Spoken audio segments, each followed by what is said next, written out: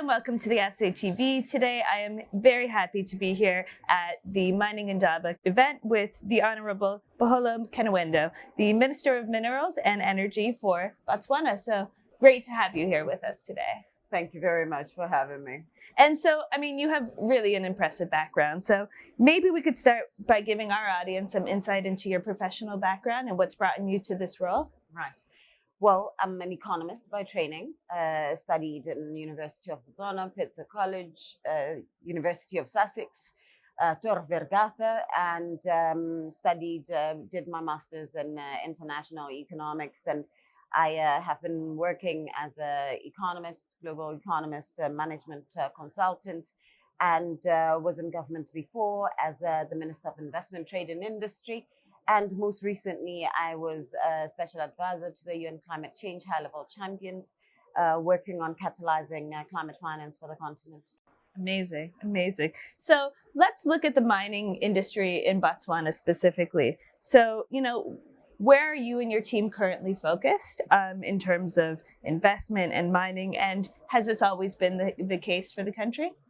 Well, first, we are the world's leading diamond producer. By value.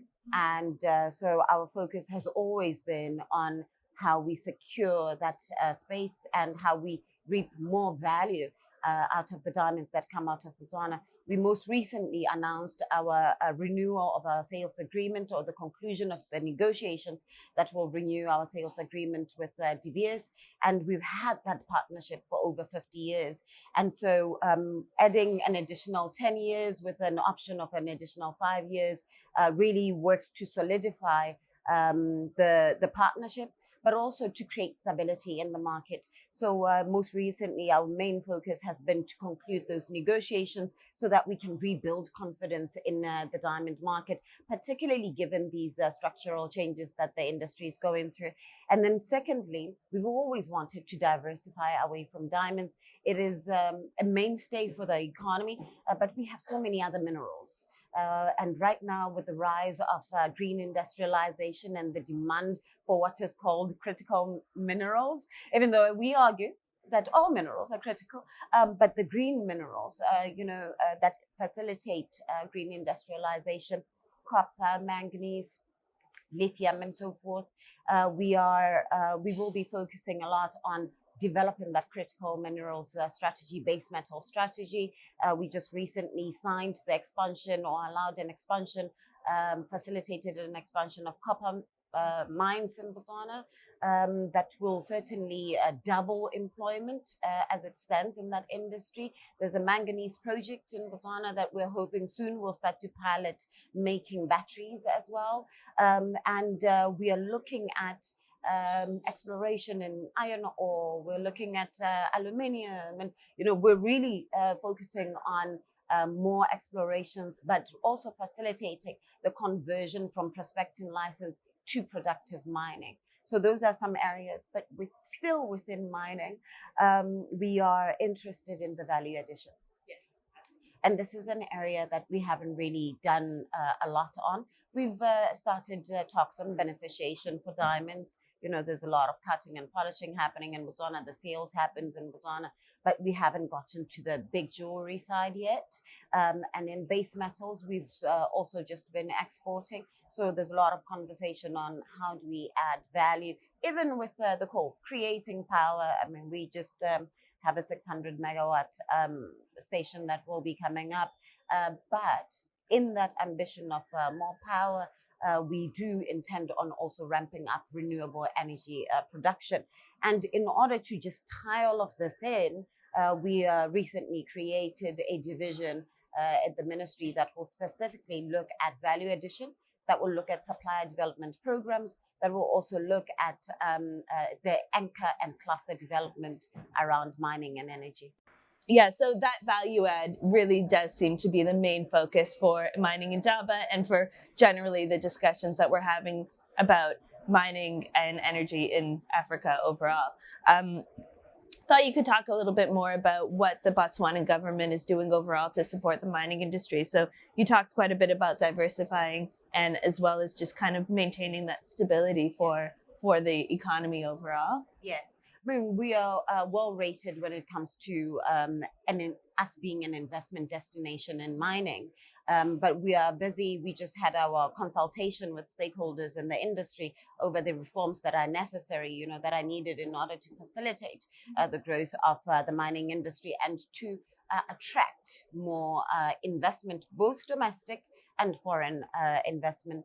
And some of the issues that have been brought up is the need for a one-stop service center, that can issue work permits, that can be supportive to accelerate the issuance of mining licenses. And those are the issues that we will now start to look at a lot more actively in order to promote this. But most importantly, another thing that we will be investing in, and we're looking for partners to do this, is geospatialing and geomapping technology so that we can really identify the minerals that we have in the country, and then we can ramp up investment in that space.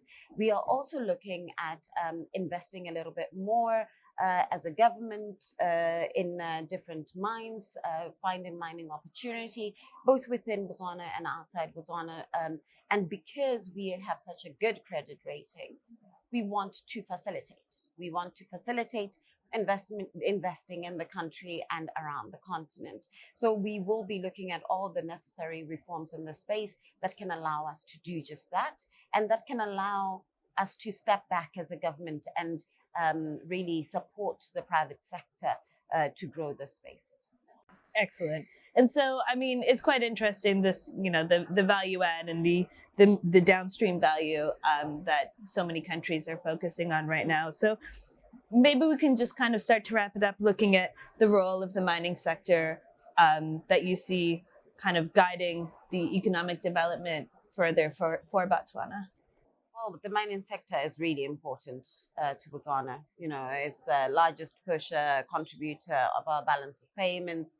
We're still exporting a lot of the diamonds, and a lot of our government revenues still come from diamonds and minerals in general. So how we strategize to adjust around the structural changes that are happening, both positive and negative. The positive ones happening for base metals, and we need to adjust to those. We need to ramp up production. We need to work on value addition. We need to crowd in investment in that space. And then on the downward structural changes, we are working on how do we do carbon mitigation, how do we appeal more to different customers that are challenging us, and how do we ensure that certification of natural diamonds is not associated with synthetics. And all of those changes, we need to rebuild around that focus, but not thinking on what the industry used to be, but really reimagining what the industry can be. Commodity trading, what platforms do we need to bring on board? And these are the sort of partnerships that we are looking for, people that can help us revolutionize this space and revolutionize the trading, the downstream, the midstream, and all the way.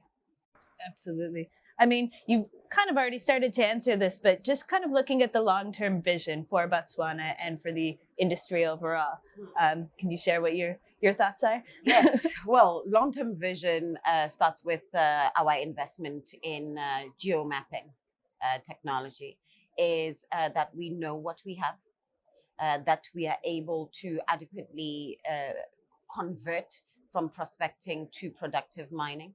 And once we've done that, then we can really accelerate value chain addition, cluster development. And by cluster development, I mean that we recognize these mines as anchors, and we're able to produce within the supply chain. And we create supply chain resiliency, both in Botswana and outside. But we also create jobs. We create jobs, we create a future for young Botswana. And we rebuild and contribute back into our sovereign wealth fund, our government investment account, and so forth. That is the future that we would like to see for the mining industry and its contribution to Botswana.